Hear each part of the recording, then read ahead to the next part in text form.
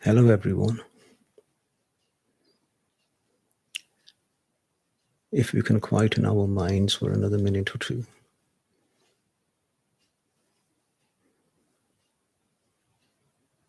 Before we start our talk.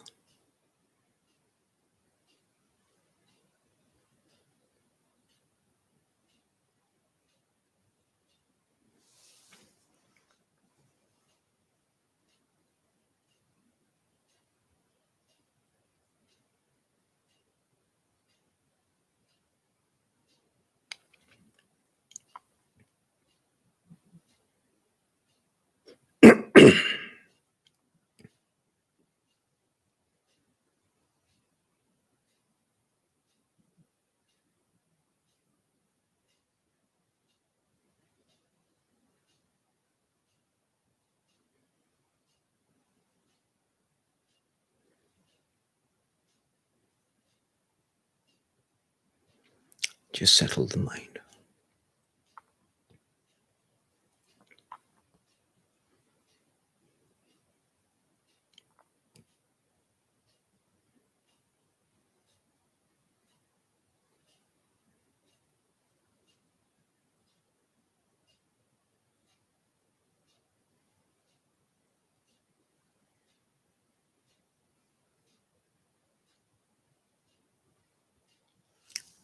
Allow every thought to settle.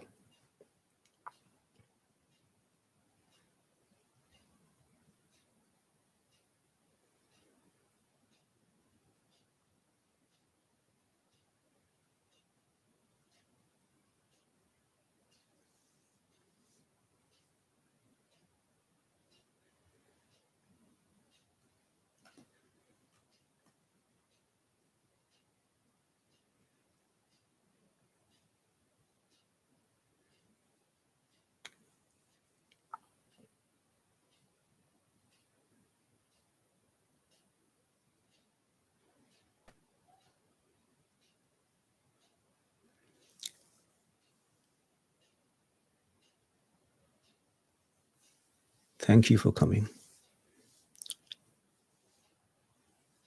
and finding some time to listen to this talk. Today, I would like to talk about a very important topic of Dhayana. Dhyan means focus, concentration. Why its importance? Because it's immensely important in our spiritual life and equally important in our day-to-day living.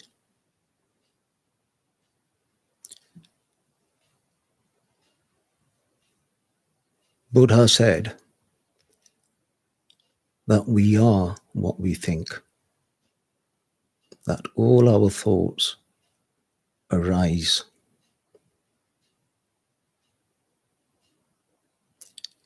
and give us pain or pleasure.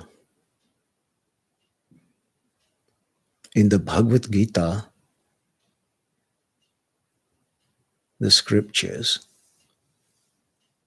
it says, man is made by his belief. As he believes, so he is.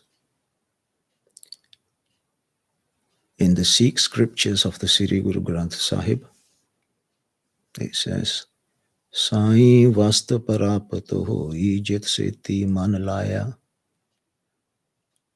On whatever we focus, that we will receive.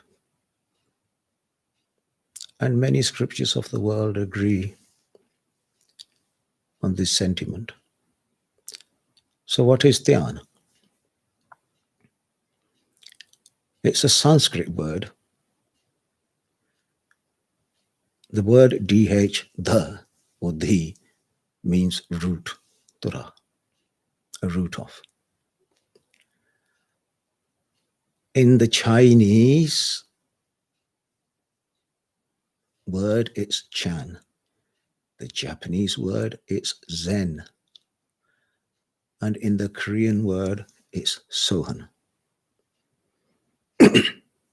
Dhyan is a single pointed, uninterrupted train of thought. contemplation, and reflection. Dhyan is an ability to merge into any object, any experience, any thought, or any word single-minded.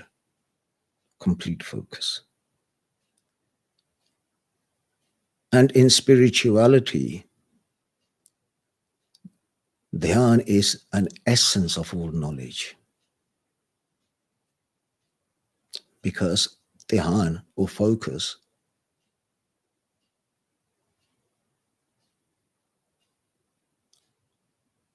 opens the doors for our internal spiritual knowledge or our day-to-day living, how we should behave and how we should talk.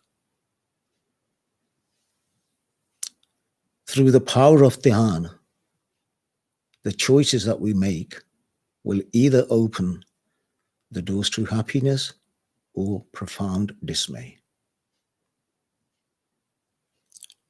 Dhyan will cut through layers and layers of ego with the aid of meditation mantra, Vaheguru mantra in the case of Sikhism, Allah who in the case of Islam, Jesus in the case of Christianity, Ram, Ram.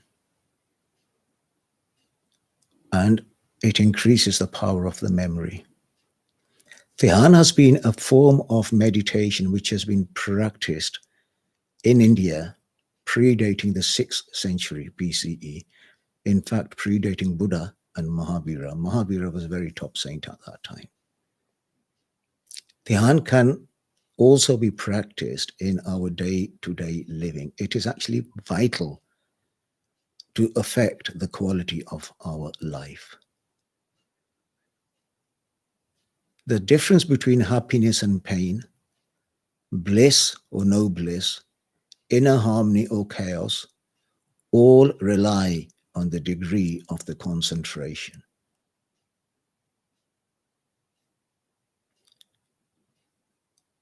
There was a saint, and he was going through town with his disciples.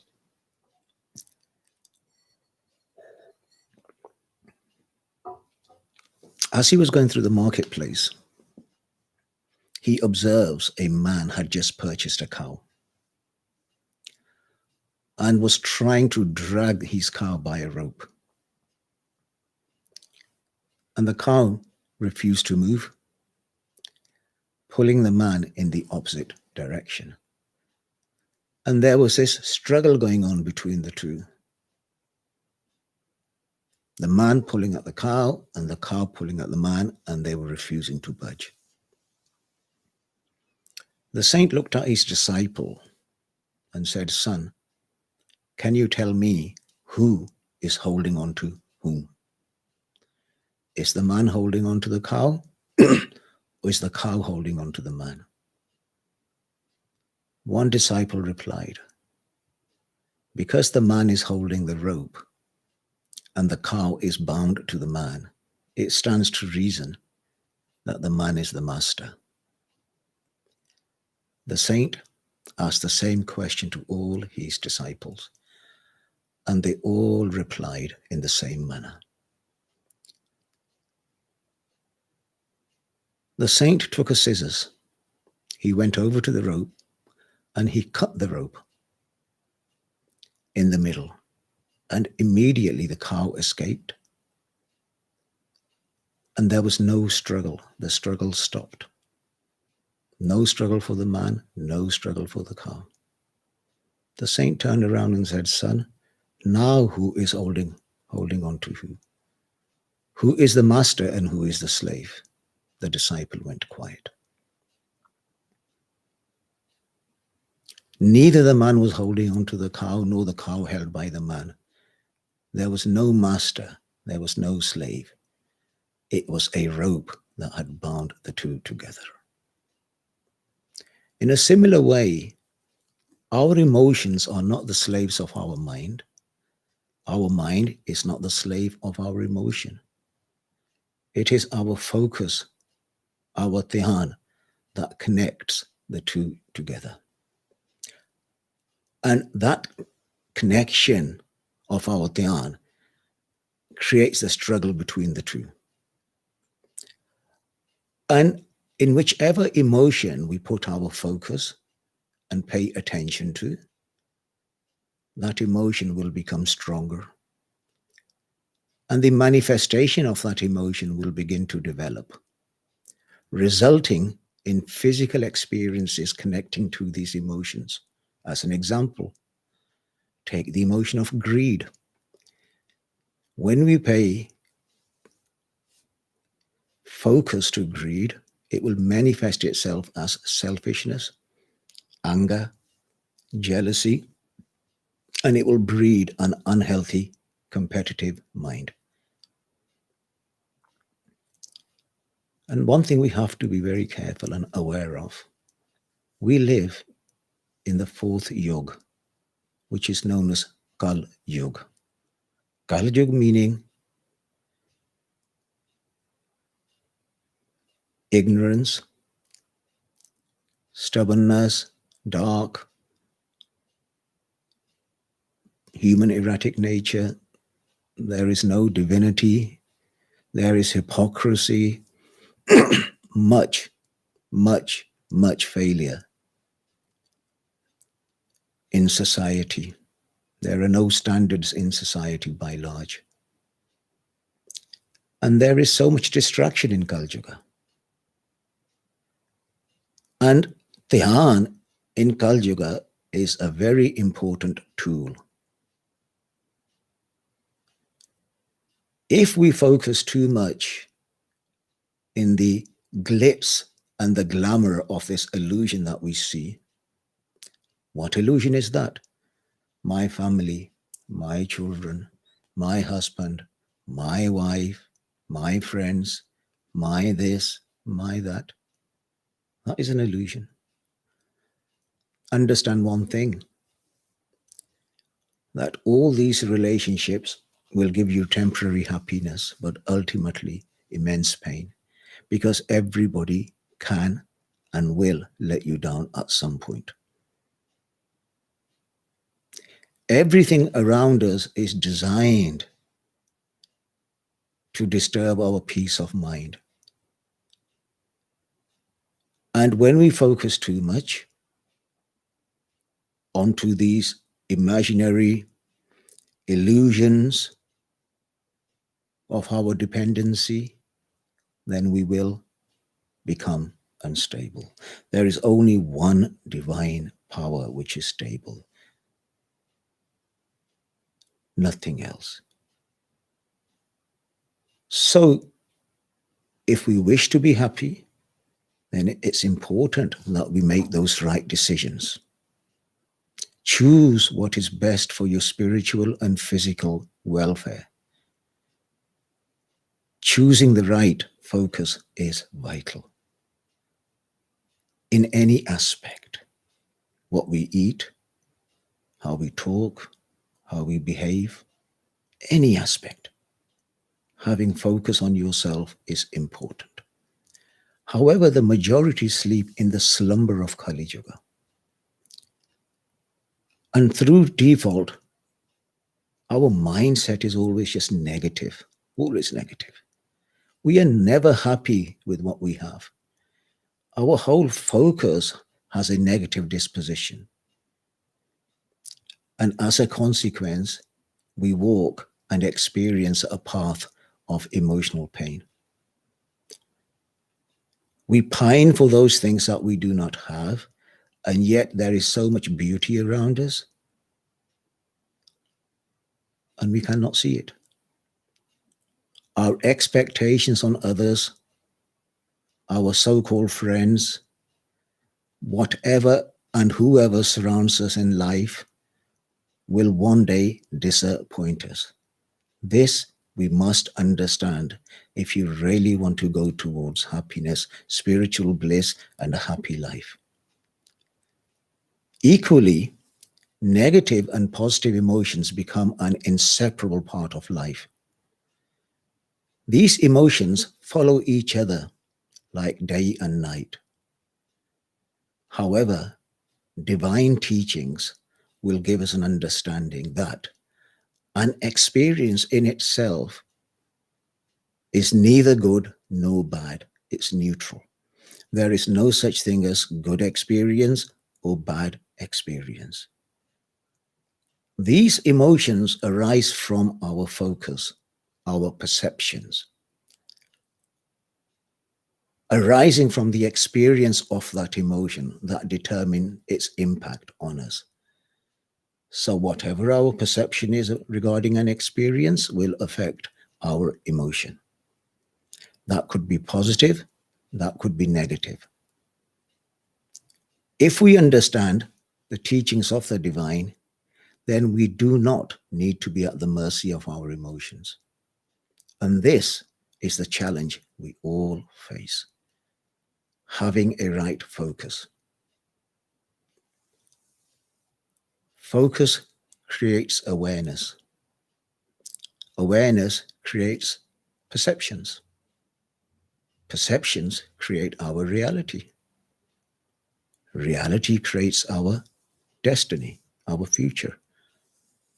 And that decides whether our life is going to be a life of happiness or pain.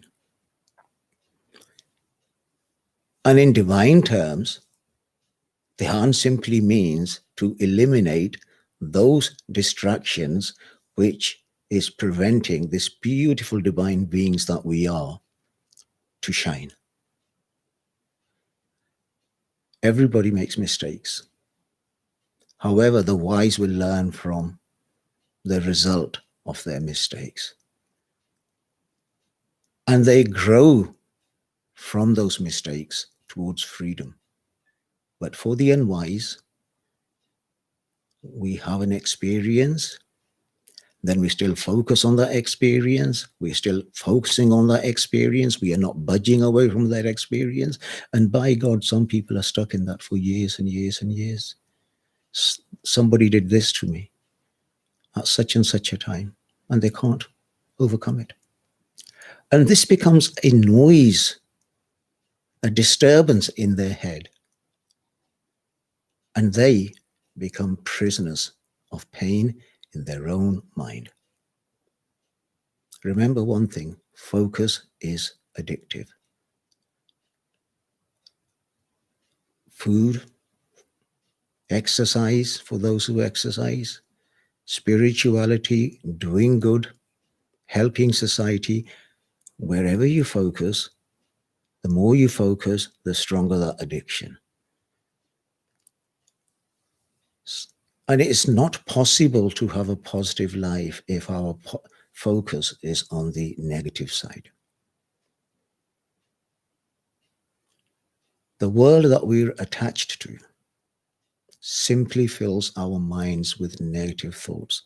When's the last time we sat down in that company which is inspiring and uplifting, where you can feel the divinity inside you, where you can feel that you are free from all these negative emotions, that you're happy,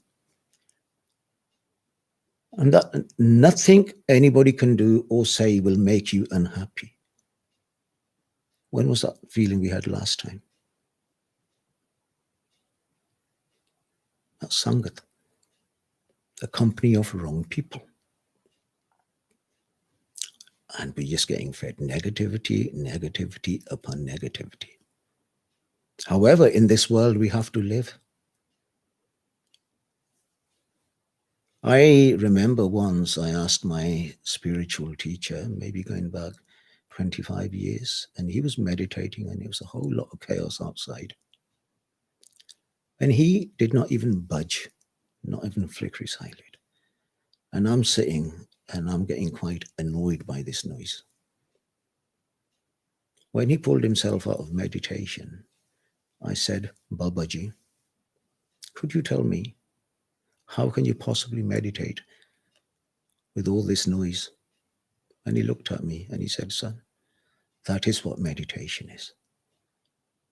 Meditation is not sitting quietly away from society. You have to live in society. You have to be a productive member of society. And at the same time, you have to meditate whilst living in the chaos of life. How? I asked. He said, be attentive, be alert, keep your focus. Focus on the words of the divine. Live, breathe, dream on the mantra. In this way, the mantra will soak into you. And this divinity can be experienced in the nature around us. When you go out into nature, it's absolutely amazing, beautiful. You can feel this focus of nature on the divine. The galaxies, the solar systems, all remain lovingly focused on that divine power. Khanda Brahmanda Rahya Levalaye. Khand, the galaxies, Brahmanda, the solar systems, all focused on that one divine. So be attentive to nature around us. But we get up in the morning in an inattentive manner, totally unfocused, and we carry on with life. And therefore, the same old problems seem to haunt us, same old issues in life. And all it needed was a paradigm shift of your focus from this side to that side. That's all it needed. And yet, rather than making this effort of changing, we are happy by being plagued by these emotions, the pain, the trauma it causes us. So actively choose to practice good focus. It's practice. We have to practice. And as long as we live in the physical world, we are likely to experience all emotions to varying degrees: happiness, sadness, loneliness, frustration, anger, jealousy. These emotions will just flow seamlessly into and out of each other. Call this a universal law of human existence. Call this a karmic footprint. However, if we can focus on the teachings of the divine masters who have achieved that level of stability, then we can learn to transcend the opposites and rise above our emotions, beyond into the arena of what is known as Nejkar. Nejkar mehal pao sukh sehje bahur na hoego fira. A balanced state of our inner being, a most sublime place for a spiritualist to be in.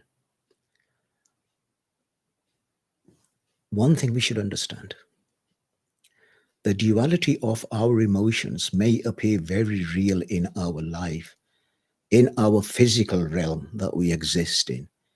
Yet, there is no law of polarity. These emotions do not exist in the spiritual realm. People that live in this illusion lives with this deception.